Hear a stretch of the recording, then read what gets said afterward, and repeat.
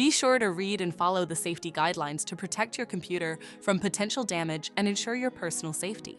For more information about safety guidelines, see the owner's manual at dell.com/support.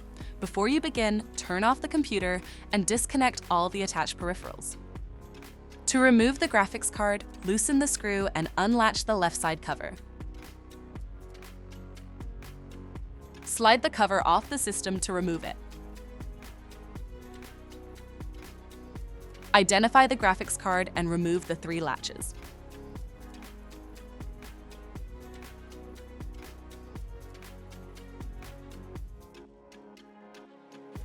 Disconnect the cables and unlatch the card to lift it out of the system.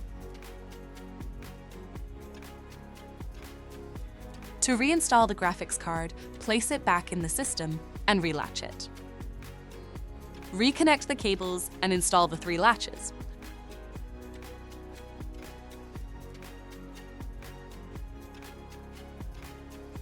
Place the side cover back on the system and relatch it.